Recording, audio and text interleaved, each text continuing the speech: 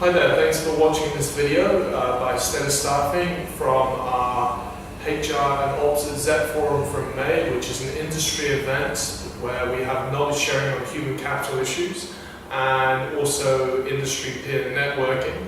The presentation you're about to see is by Rustim, part of the Stellar Staffing team, who is a disability employment expert, presenting on the latest updates around targets and trends for disability employment, what's involved in getting your organization ready, and also some other considerations that will help you with this. And if you would like to find out more about this or chat with us or Rustim further, please give us a call. Meantime, enjoy the video.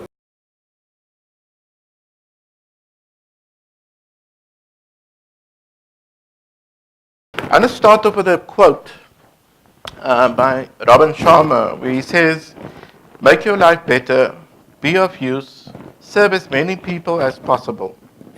This is how each of us can shift from the ordinary into the extraordinary and walk among the best who have ever lived."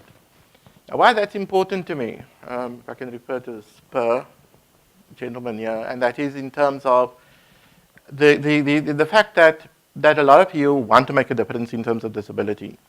And once you have identified those people and they are in your environment, they actually become extraordinary people. I certainly believe that I've become extraordinary in that regard myself. Disability is the flavor of our times. It's been like that since 1994. It's been like that because disability has been in the Constitution. It's one of the areas of the major minority groups that is mentioned in terms of our Constitution and how our legislation has evolved. But alas, on the ground, it hasn't really taken place. And it's heartening to hear that the people here are saying that we are interested in disability. And one comment was, where do we find them? Which unfortunately is very, very real comment, because it's not easy to go out there and find people with disabilities. So I'm going to go through my presentation today, but I'm going to change it a little bit because I kept it at a very strategic level, but I want to maybe spend a little bit more time on the practical level, because I think people are going to ask, where do we find them? One of the ways that you can do, go and speak to the Road Accident Fund, go and speak to the gangs on the Cape Flats. They disable them quite a bit, so you may be able to get them from there.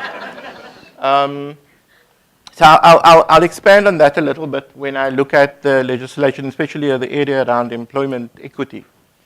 So I'm going to start off looking at the BBBEE. I'll whisk through that because I think strategically that may not be the focus for this group. You guys will want to know what happens on the ground. The bosses are the ones that worry about the strategic side of things. So I'll go through that very quickly. On the legislation and the compliance side, I think that's what you guys need to hear. How do you need to do things? What do you need to do? What is the stick? What is the carrot? I'll expand a little bit on that. Then, you must think about the business case. And really, it's those management questions that I'm going to basically ask there. I don't want to end off with a scenario, and I actually want to spend a little bit more time on that scenario because I think it could be very, very relevant. So I'll keep that part for the end as a surprise. Okay, so in terms of broad-based black economic empowerment, we've had a change of codes. The new codes, I think, are still to come into full effect. Disability has not really played a major role on the codes, but it depends how you read them. Essentially, you are able to get a certain number of points, and you can infer a certain number of points. So just in a nutshell, you're looking at about, on the area of management control, on the area of employment equity, you can get your 2 points there if you have your 2% disability. Now, I want to stop at that point because I am going to really confuse you with regard to disability equity. And I'm going to start by the point that for the BBBEE implementation, you need 2% black disabled employees. Okay? Remember, I'm going to come back to that because I'm really going to confuse you. So that's where you get your 2 points. Then in skills development, if 0.3% of your spend is on people with disabilities, you're going to get 4 points. I think it's very generous of this legislation to do that, and it's imperative that you take advantage of that. 4 points means 4%, 4% towards 100%. So definitely, if you want to score some brownie points for your 13th or 14th checks, definitely that's a place to look at. Okay, now I want to spend a little bit more time here on the employment equity side. And let me just get the cobwebs out of the way. The one is the disability code. People will say that, when you start talking about disability, what is the important part? You need to understand what the definition of disability is. You need to understand what reasonable accommodation is. And I don't want to bore you on that. Okay. You can go to the code, a good practice. And you can go to the technical assistance guide. And those two documents are your go-to, how-to type of situation in terms of how do you manage disability in the workplace. What I want to actually pause on is on disability equity, because herein you're going to have issues. And let me start confusing you more. I've told you already that you need 2% black disabled people to comply on the management control component of the broad-based black economic empowerment scorecard. I've also told you that you need 0.3% in terms of skills development points to get the 4 points. Now, what the Code of Good Practice says on employment equity, there's a Code of Good Practice that explains to you how you're going to manage the demographics. The national government, I don't think it's through yet, but they have made it easy. You need to look at the census because it's got to do with demographics. So, the next question is, what does the census say about disability? Nothing, actually. Because the way that it measures the targets is that it measures the targets in terms of asking health-related questions. So it asks you, on the one hand, do you use a wheelchair? Okay, fine, wheelchair, cool, positive. I guarantee you, though, race me on this floor, you won't beat me. So how disabled am I really? And I know that's a big issue. How disabled am I really? Okay, put me behind a computer, except maybe the IT guys. The rest of you, no, you're not going to catch me in that regard. So there's an issue with regard to are you disabled or are you not disabled, bottom line. But coming back to the census, they say that 8.3% of people have got assistive devices of the following. You on 4 wheels, okay, regarded as an assistive device. You in a walking frame, you got crutches, or you got a hearing aid. So no question about that. Now, keep in mind, 8.3%, right? A lot of you here, if you've been doing disability equity, you would have heard a blanket statement about 5 to 7%, depending on where you are in the country, are people with disabilities, and therefore that's the percentage that you got to use. Now, I was one of those people that said that about 15 years ago, and I thought, oops, she was that man who said that needs to be shot, okay, because it definitely isn't like that. And if you look today in terms of what has come out of the last census, there's a rich amount of information there. But the other two categories is rather confusing in terms of this process. And that is that they say that 14% have got chronic illness.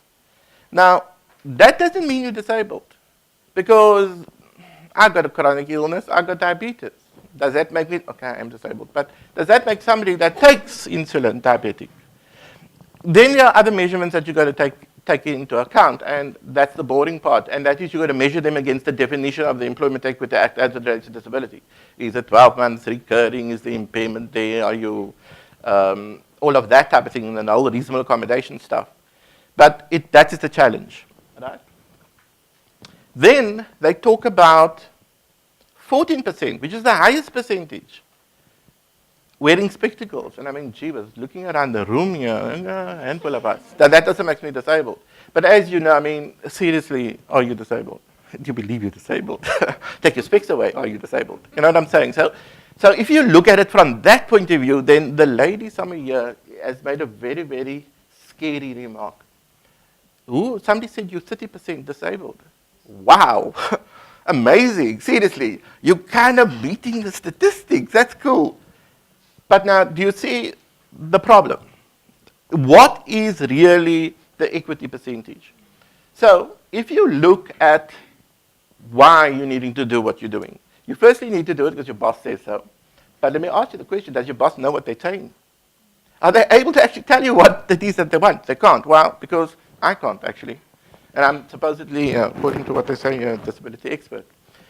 Now, you need to apply very critical thinking in terms of where and how you are going to go about this. Firstly, you got the 2% of the BBBEE scorecard for black disabled people. Then you've got the 0.3% spend on skills development. Then you've got the census that talks about 8.3% in terms of people that have the assistive devices.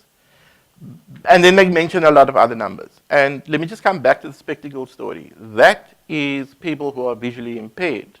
The question is then, is that how big is that group in terms of classification under disability? So you see it gets exceptionally murky and whatever the case may be. Also, government is saying, if you do not comply with employment equity legislation, you get, I think it's 2.7 million rand now, fine. Okay, so when it does 500,000 rand, no big deal. You know what I mean? Let's pay the fine. But when it comes to 2.7 million rand, you're the one that gets a demerit, okay, if you don't meet the targets. But what is the target? So that is kind of the dilemma that you're in. On the other hand, the big corporates, you guys are at risk because the inspectors are going to hound you. And they want to say something that is like stern and whatever. So, okay, fine, race, okay, women, okay, disability, nail them with disability. They probably won't understand what they're talking about either. Hopefully, thankfully, it's provincial government that is here, not national government. Because I think they definitely tackled me on that one. But it's something that you're going to need to comply with. So where do you start? I mean, where do you even get going? And let me just put aside the equity issue. But to say one statement, 8.3%, I think that's your bottom line. I'd say 10%, that's a nice safe line. Right? The CETA will give you far more money than what you ever paid in, literally. I mean, I've run thousands of programs for people with disabilities because of that reason. Because company A, B, and C doesn't claim the grant back, you get the benefit. So it is definitely something that you need to be able to tap in on, and that is the CETA grants. And one of the grants that the CETA gives, almost all of them, is a disability-specific grant. And that disability-specific grant can be utilized to actually take the worry away. Because there are numerous providers out there. If I can mention Wendy Neft at the back there. Wendy at the moment is running a National Skills Fund project for 250 people, and they're going on to their second phase, so that's quite an achievement. So learnerships is definitely a way that you can look at, and you can get providers to do the job for you. Okay, and then of course it's the tax rebates. Now, the tax rebates is kind of removed from HR because it's got nothing to do with you at HR. However, you can gain, under disability learnership, you can gain 100,000 rand as a tax rebate. Now, if you are at a company where you're worried about your job and you may get fired or retrenched tomorrow because you're not making profit, not going to help you. Okay? But if you're making a lot of money, which evidently the people here are doing, otherwise you wouldn't be here eating up the free pastries, you would basically want the tax rebates. So by employing 10 people, you have R1 million in tax rebates. And the pocket change that goes into shareholders' pockets is about 28%. So it's quite a handsome benefit. So tax rebates is definitely the way to go. Okay, the questions. I could have done a whole presentation, a week-long workshop in terms of the business case on disability. But at the end of the day, these are questions that you've got to ask. Why? Why are you doing it? Besides the fact that your boss sent you here. Okay? What are you needing to do? And that's what a lot of you have come here to ask, what do we need to do?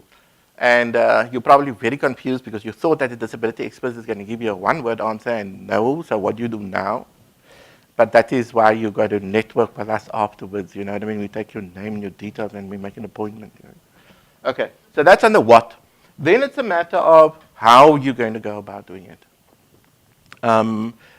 How you're going to structure things, how do you going to change your policies, how you're going to get your first project going, and then the when. It's important for you to be able to establish when you're going to do things. And I think that at the end of the day is the disability business case. Okay, because it's got to make sense to you. If it doesn't make sense to you, it's not going to happen. So it starts with the why. So how do you go about this? Firstly, you need to be able to find the right type of recruitment process. How do you adapt your recruitment process to cater for these white males? Bottom line, okay? So you need to be able to ask yourself whether your policy incorporates diversity. Invariably, your policies do. Invariably, it needs a tweak. So it's a straightforward process. So I'm not going to delve on that too much. Then it's important that you get this disability equity target sorted out. And be cautious about that because you're going to have to report on that in your employment equity plan, right? And a lot depends on how your cycle is working in terms of your employment equity plan. That will determine, you know, what it is you're going to say because that is the biggest stick you're going to get beaten with. And if you're going to get fired, that's going to be one of the reasons you're going to get fired, especially if you're responsible for employment equity. Then it's a matter of going out there and going and doing it. Going and sort. In fact, no, I'm wrong. Prepare yourself first, which we spoke about earlier, and then go out and go and do the sourcing process. So that's one thing Google is not good at, how to recruit a person with disability. They'll help you to a certain extent, but you're going to need to, have to follow the philosophy of local is liquor, because there are quite a lot of local providers that can assist you with that. And then skills development. The advantages of the grants, that's just the way to go. As well as how do you incorporate skills development in your policy and your development cycle? Because very often, a lot of you will probably tell me you're not even going to bother with your CETA. Too much hassle. Okay? So that's also something. And then I want to just give a positive note for the government programs. Business does not work with government enough. Harambe, well done. Okay? Together with the Jobs Fund, you guys have built a terrific model, which I'm hoping there are more people that can do that. Sorry, I know it's an advert for your competition, but yeah. It's a wonderful model. Government has got a lot of models going. The Jobs Fund and Harambe is case in point here, and I'm sure you're going to see the benefit of that Jobs Fund model. They've got expanded public works program. Our local Department of Economic Development and Tourism, I don't know if anybody's here from them, but they run the work skills program. And even though it's a hassle factor, yes, if you can incorporate it into the bigger picture, you are going to save a little bit because these people normally come with stipends and that type of thing. And not that you'll get a benefit from it, but at least you'll bring the payroll down or whatever. Now, I'm going to give you a story. And this is how you can go back and impress the boss. You can tell the boss that we're an employer with 1,000 employees. We are going to make an application to our CETA. The windows aren't open, but we're going to go and check whether they won't allow special funding. And we know that they're not delivering in terms of disability, so we're going to do a special project. They're going to give us funding for 100 people. That 100 people, they're going to pay the stipend, industry related. They're going to pay the training fees, and they're going to pay you a disability grant. Okay, so you can just go out and buy the necessary skills. You are going to earn the company BBBEE points, at least 6 of them, because even while they are on they're going to affect your employment equity stats. So you're going to get some points there. And then you're going to get the tax rebate. So just think about it. 100 learners, just do a calculation, 10 million rand, tax rebates. That's definitely your 15th bonus, guaranteed. And on top of that, if you're going to have the chance to try before you buy. And this is you know those sales speeches where they say all the benefits. You're going to get this, you're going to get that, and you're going to get the bonus, and you're going to get this. And what you're going to get is the fact that you're going to have 10% disability equity. You can try before you're going to buy. So in other words, the nice thing about a learnership, and I noticed a labor lawyer walking in here earlier, you know, the learnership agreement is one of the best agreements you can enter into, eh? The same is going to apply for disability as well. And please, people with disability are people. So you do disability a great disfavor if you take them for window dressing, like was done with the blacks and the black accountants of the past. Okay, you've got to look at competence. You're forced to look at competence. Do not take an employer person with disability. And I'm saying that, sorry, Wendy. I know it's a bad thing for me to say from a disability rights point of view, but do not take somebody who's not competent to be in the business. Make them competent by all means. Okay, and that's what we're doing here through the skills development, but don't take them into the business. This is the bad advert. So the final bonus that you have here is that your job is done. You're getting money that is not yours, that is not the company's. You're getting it in, you're finding these disabled people, you're going to the local providers to be able to find you the skills patch and the resources and what. And at the end of the day, you can say to the boss, okay, where's the 15th check?